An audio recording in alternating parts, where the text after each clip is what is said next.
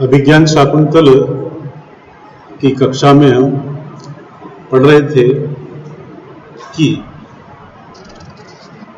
सारथी मृग का अनुकरण करते हुए जैसे ही समतल भूमि नहीं होती है तो लगाम खींचकर घोड़ों की कुछ रफ्तार कम कर देता है।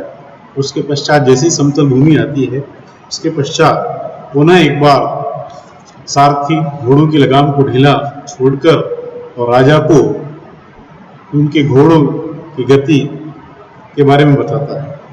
इसी क्रम में रथ के घोड़े जो हैं जिस गति से दौड़ रहे हैं तो राजा भी कहता है कि वास्तव में ये इंद्र और सूर्य के घोड़ों का भी अतिक्रमण कर रहा है।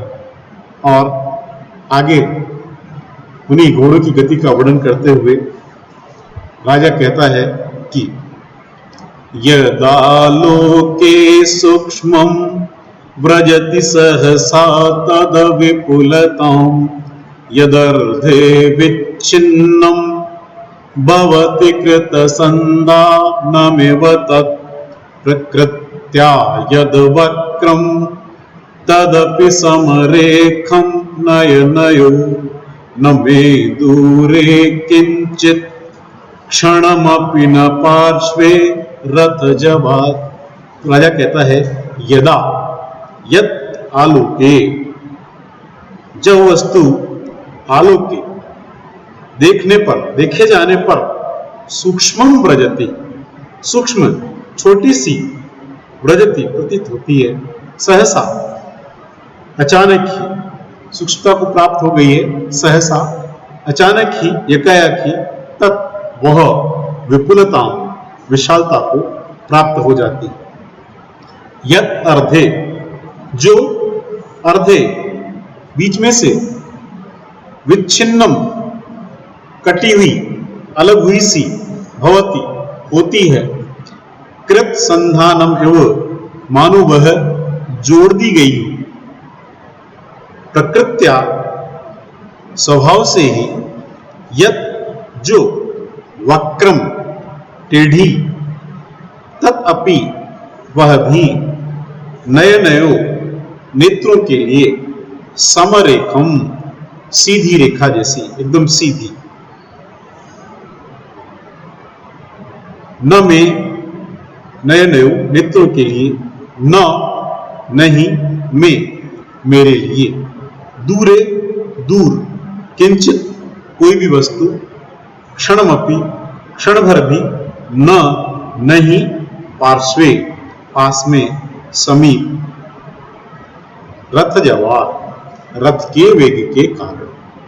तो राजा कहता है कि देखिए रथ जवार, इस रथ के वेग के कारण, यत् आलोके सूक्ष्मम तत् सहसा विपुलम प्रजुत, रथ का वेग इतना तेज है। तो रथ का वेग क्या है? रथ के जो घोड़े हैं वो इतनी तेज गति से दौड़ रहे हैं कि जो वस्तु देखने पर अकस्मात ही विशालता को प्राप्त हो जाती है और अकस्मात में छोटी दिखाई देती है। यानी जैसे ही चलते चलते हम किसी वस्तु के पास में पहुंचते हैं तो बड़ी दिखाई देती है और धीरे धीरे जैसे ही वो हमसे पीछे हटती चली जाती है वो पुनः छोटे दिखाई देने लगती है। यद अर्धे विच्छिन्नम तत्कृत संधान में भूत, जो वस्तु बीच में से कटी हुई सी प्रतीत होती है, ऐसा लगता है कि जैसे अलग हो गई हो, टूटी हुई है, वो जोड़ दी गई हो, ऐसी दिखाई देने लगती है। यत् प्रकृत्या वक्रम तदपि समरेख, जो वस्तु स्वभावतः टेढ़ी है वह भी नेत्रों को सीधी सी जान पड़ती है। तथा किंचित में नयनयो क्षणोपि न पूर्वे पार्श्व तिष्ठति, तो क्षण भर में ही कोई भी वस्तु न मेरे नेत्रों के समीप रह पाती है और न ही दूर रह पाती। कहने का तात्पर्य यह है कि राजा यह कहना चाहता है कि वास्तव में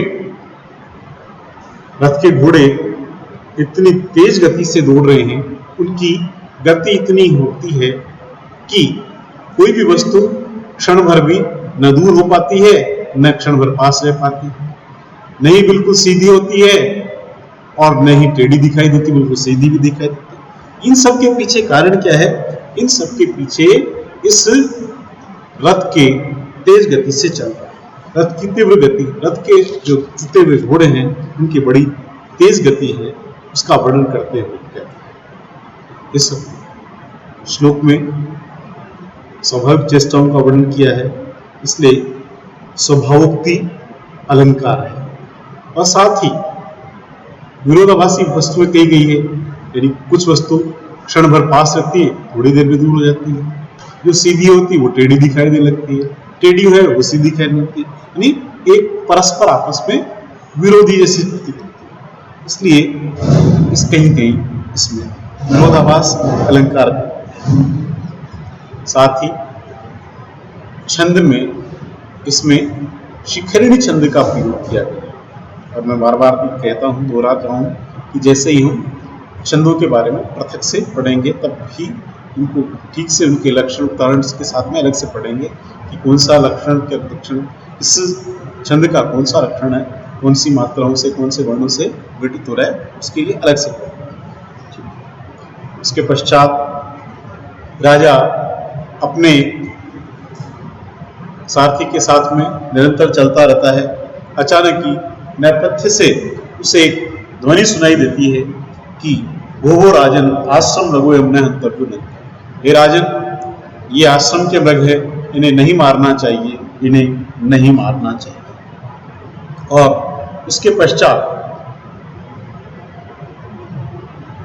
अन्य दो ऋषि मार्ग में उपस्थित हो जाते हैं और वो पुनः एक बार सारथी और राजा को कहते हैं कि ये मृग आश्रम के हैं, इसलिए वध करने योग्य नहीं है, शिकार करने योग्य नहीं है, इनको नहीं मारना चाहिए। क्योंकि, और आगे देखिए कहते हैं कि तत्साधु कृत संधानम प्रतिसंहर सायकम आर्त त्राणाय वै शस्त्रम न प्रहर्तुम अनागसी। हे राजन, इसलिए तत्साधु कृत संधानम, राजा दुष्यंत उस हरिण का पीछा करते हुए, पूर्व में ही प्रस्तावना बताया गया था कि जब रंगमंच पर उपस्थित होते हैं तो वो धनुष बाण, अपना धनुष पर बाण चढ़ाकर उस मृग का पीछा कर रहे होते हैं। तो जैसे ही वो आश्रम के निकट पहुंचते हैं तो आश्रम के ऋषि कुमार राजन से कहते हैं कि हे राजन, तत् इस कारण से साधु कृत संधानम, भली प्रकार से जिसे धनुष पर चढ़ा लिया है ऐसे प्रतिसंहर, उतार लीजिए, वापस लौटा लीजिए, सायकम बाण। क्यों? आर्त त्राणाय, दुखी जनों के लिए, दुखी प्राणियों की, त्राणाय रक्षा करने के लिए, वह तुम्हारा आपका शस्त्र है, न कि प्रहर्तुम, प्रहार करने के लिए, मारने के लिए, अनागसी, निरपराध।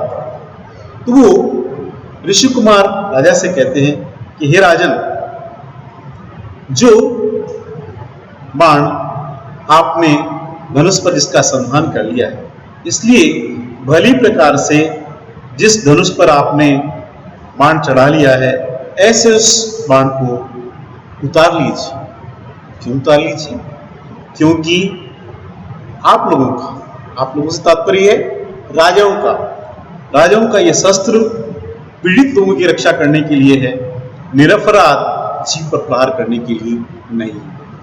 जैसा कि कहा गया है, क्षत्रिय धर्म की मर्यादा के अनुरूप वो शस्त्र धारण करते थे, लेकिन उनके शस्त्र इसलिए नहीं होते कि वे किसी की भी निरपराध को सताएं। उनका शस्त्र केवल पीड़ित व्यक्तियों की रक्षा के लिए होता है। इसलिए यह हरिण किसी को पीड़ित नहीं कर रहा है और आपको भी इसे पीड़ा नहीं पहुंचानी चाहिए, इसलिए आपको अपना धनुष बाण से वापस उतार लेना चाहिए।